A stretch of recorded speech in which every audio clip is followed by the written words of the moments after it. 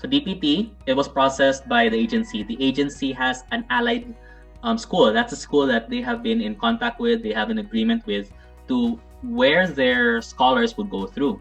But it's not simply. Another point that helped me get into that was because I had an agency to back me up. What does the path towards the DPT look like compared to an MD? Because there are also other people na, like physical therapists, they are considering to go into medicine. So MD, from what I know, it's a 4-year course. So after you take your pre-med program, for example, physical therapy, and then after that, you do your postgraduate internship, and then after that, you have to pass the board exam. So that's when you decide which residency path would you want to take. So if it's either family medicine, orthopedic surgery, PM&R. So are there fellowship degrees also for DPT after? Yes.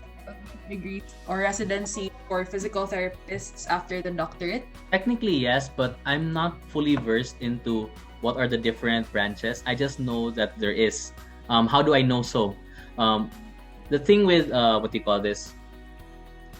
thing with MD, after you take your postgraduate internship, you take the physician licensure examination, you can practice as a physician. But if you want to be, if you want to be a specialist in a certain field, let's say neuro, orthopedics, and all that, that's when you take your residency, and then you take, I forgot what happens after that. There's still more. Basically, the path for physical therapy is pretty much the same. But that's if I'm talking about it in the US setting. Because in the Philippine setting, it's simply as you graduate your bachelor's degree and you can already practice physical therapy. And that's it. Because in the Philippines, it is a pre-med course. It is qualified as a pre-med course. And then once you practice, that is when a person or physical therapist can opt to improve their repertoire of information by joining seminars, by joining training programs. For example, I have a friend who joined musculoskeletal, certified in manual manual or instrument assisted soft tissue mobilization, or different types of additional education after practicing or after graduating, passing the board exam for physical therapy. But in the US, if you talk about it in the US setting, it's generally the same as medicine, because you take a pre-med course. So this is PT, this is med. Okay, you take a pre-med course. From that pre-med course, you go into PT and medicine. And afterwards, you go into your specializations. But the thing is, it's just not that well known for physical therapy because it's more available for the US. Fairly new. That's the main difference here. But generally, it's the same, unta. But for here, since majority, I think for your viewers, we're talking about more of the Philippine setting, sakto ba? So let's put aside the US counterpart or US image of that, okay? So let's go with physical therapy here in the Philippines versus medicine here in the Philippines. So in physical therapy, desu na siya. It is already the course that you can take after graduating from high school, whereas medicine requires a pre-med course. So you would take longer years in becoming a doctor compared to becoming a physical therapist. And of course, for the status alone, a doctor is more well received here in the Philippines compared to a physical therapist, because the common misconception that physical therapists are masseuse. And that's not true, because physical therapists are capable of diagnosing, they are capable of checking your bodily function, they are capable of giving you a prognosis, a diagnosis for your condition. But in the Philippines, there is a lack of a term we call direct access. Okay, that's a kind of a deep topic that I will not dive in. But the idea there is direct access is available for doctors, whereas direct access for physical therapists is not there. It's in our law. RA 5680 requires a referring diagnosis or referral from a diagnosing physiatrist, doctor of orthopedics, to go into physical therapy. Thus, it is against our law to, if a person goes straight to you and asks for a diagnosis, you can be sued for malpractice, because that is not our job. We need a referral. But then there is now a bill that's being passed currently, wherein they are trying to access or give that kind of access for physical therapists. It started off with this. The RA 5680 is the same law for governing the body of physical therapy and occupational therapy. And in the upcoming year, I think this year man siguro ang tato ang implementation, the OT is going to have a separate OT law, diba? So with their OT law, why would the 5680 be still kept alive? Because it's obsolete, since the OTs are now going to separate from the law. They're going to have their own bylaws and systems to follow. So PTs, we have to keep up to the standard. Imagine, the amendments that were made in the physical therapy was back in 2014, but it never pushed through. Okay? I can't remember the exact, but it was in the 19s, 19 something. And from that 19 something, once physical therapy law came into place, it needed to be updated once it reached the 20th century or 21st century, diba? 20 something. But in the process of updating it, the amendments that were supposed to be made back in 2014 but or 2015 didn't push through. But it has always been kept as a bill or pending lang, because I guess there are other more important things to talk about in the politician congress or something. But now, happily, there is some news that they might, but I'm not sure when. I can't say for certain either. Okay. It's just happy to hear. It's just happy to hear that at some point we might have the same access as what we were taught to do. Because physical therapy, we were taught to interview patients. We were taught to screen. We were taught to diagnose. We were taught to give a prognosis and then give a management. So that's pretty much the same as how a doctor would diagnose. But lahi lang ang doctor, because their scope of diagnosis is, I guess, more, because they also include the medicinal aspect and the intestinal aspect, or the organs in between. For us, it's more of the systemic, that's the word. For us, it's more of the musculoskeletal functional diagnosis. So our focus is really about the status of a patient and how they can be functional. Meaning, even if a patient seems that he is weak, there are still ways for them to go about it. Beyond the definition of being a branch of medicine and a physical therapist. So I really want to stress this out. So since there's a common misconception that physical therapists are, the same as massage therapists or coaches. So what does a rehab therapy session really look like? So can you talk about the sequence of events that happens in a rehab team? Like what is the physical therapist's role after a doctor makes a diagnosis and the treatments that are needed to be done? Okay. So after the doctor makes a diagnosis, we can divide this into inpatient and outpatient setting. So in the inpatient setting, the physical therapist will have to visit the patient at their room where they are staying at. Okay. So it begins generally with once the referral comes in, the physical therapist already has a diagnosis of the patient. So they already have a planned out procedure as to how they will conduct the physical therapy. But they can't just go straight into that yet. Once they go into the room of the patient, they always have to ask the name of the patient to confirm if that's really the patient, to confirm what's the name of their doctor, just to confirm that that's really their doctor. Otherwise, you might be treating the wrong person, which is a really bad thing, and actually kind of embarrassing too. And then you have to interview the patient on what they're feeling, just to ensure that the symptoms that they're feeling is coinciding with the diagnosis of the doctor. You can't just simply follow blindly. You are your own person. You have your own way of thinking. So you are not trying to establish that the doctor is wrong. No. What you're trying to do is determine if it is indeed what the patient is feeling. Let's change the narrative. People might think that I'm trying to diss on the doctors, but I'm not.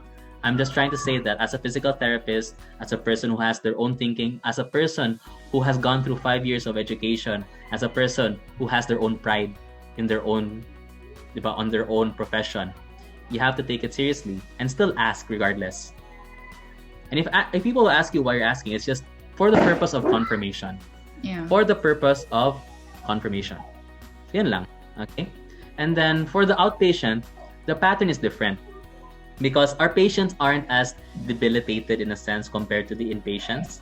Because the inpatients, generally, they're the ones who can't really walk because most like naluya from the surgery. Yeah.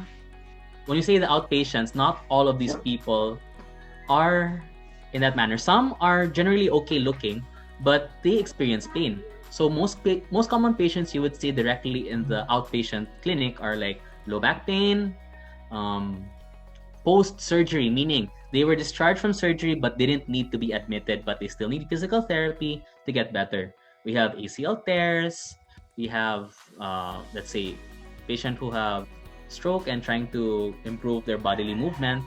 Now, what would generally get as a flow for the outpatient is that once the doctor refers a patient, they give them a referral slip in a sense that the patient is diagnosed with this condition, will be sent to the physiatrist. The physiatrist is the head of the rehab team for physical therapy, occupational therapy.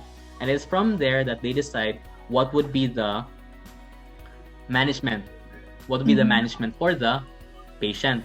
Now, after that, it goes to the physical therapist. So if you notice, technically the job of the physical therapist was taken away from him because the physical therapist was supposed to be the one in order to determine what is the management for the patient. However, that is already given to the physiatrist who is the rehab medicine doctor. So if you notice, that's why morag lacking ang physical therapy here in the Philippines. But just because that they're not the ones diagnosing doesn't mean they are not smart enough to create their own management. If the therapist receives it and sees that, okay, this will be the management for the patient. But if the therapist feels that, oh, I know this patient and the patient, or I know this kind of condition of the patient and they would benefit from this kind of management instead, rather than directly applying it, the therapist can talk to the physiatrist and say, Doc, is it possible for me to add this intervention? So it is interchange. So just because you're not allowed, just because you can, doesn't mean that you're supposed to or allowed to. You still have to coordinating it with a rehab doctor, because by doing so, everybody's aware of the patient's condition. Although I said that we have our pride as physical therapists, our pride is not higher than the patient's welfare. So we still have to go through the proper channels. So if you want to add some, you as a therapist, you also have to think, is what I'm doing enough for my patient? Diba? Is this enough for the patient? I feel like if this is added, the patient will benefit more. Yeah. But rather than directly adding it and causing problems, because basin di ay, the patient can't afford the extra treatment. That's another issue.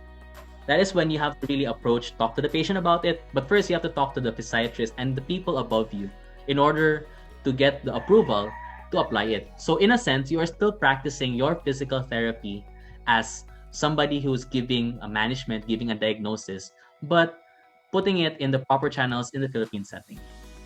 Yeah. Okay? So this is really more than just a masseuse. We are not simply taking orders. We have our own differential diagnosis. We have our own line of thinking. We have our own reasoning. And we have the rapport to communicate and make the patient feel secure. So that is what we do as a professional. Okay. As professionals. Okay. So since we're already talking about, differential diagnosis or a diagnosis itself, now what's the difference between, a physical therapy diagnosis and a physician's diagnosis? Okay. A physician's diagnosis would really be what is the underlying condition, really what is the disease. This exact disease is what the patient is suffering from. Well, the physical therapist, yes, they can do that, because if they don't differential diagnose or they don't know what that condition is, then how are they supposed to be aware on how to treat the patient? But it is not their job to write the diagnosis of the patient. So here's the thing. The doctor will diagnose the condition of the patient, okay? The doctor diagnoses the condition. The physical therapist, he can diagnose, but it is not his job to. What his job to do is to list down, to diagnose what are the accompanying functional limitations, problems that would be associated with this diagnosis of the doctor. So if this is the diagnosis of the doctor, and the doctor feels that this is the medication, these are the treatments, blah, blah, blah, once it goes to the physical therapist sees what are the encountering problems that could be associated with the patient. And they will tackle all these individual problems physically in order to get them into a whole functioning person. Because let's say, for example, this patient has this disease. I will not say a specific disease for the sake of clarity. So this specific disease causes a person to become extremely weak. So if that is the diagnosis of the doctor, this is the condition. pag abot sa physical therapist, the physical therapist will diagnose patient has difficulty with ambulation. Patient has difficulty in performing lower extremity coordination movements. And because of that, patient is atrophied. Patient has problems. Patient has balance problems. And then patient has low self-esteem due to the debilitation. So these are the diagnoses for the physical therapist. And the therapist will give a management according to these. So the patient has ambulation problems, you have gait training. Patient has balance problems, patient will receive balance training. But what type of balance training? That's already the discretion of the physical therapist and what his experience tells him to do. Because when we talk about a physician to the physiatrist will say, okay, this will be the management for the patient because these are the conditions that are affected. So patient will have, let's say, molality heating. Patient will have training, gait. Patient will have coordination exercise. But what type of coordination exercise will you do for the patient? The PT na. That's not the job for the physiatrist to think.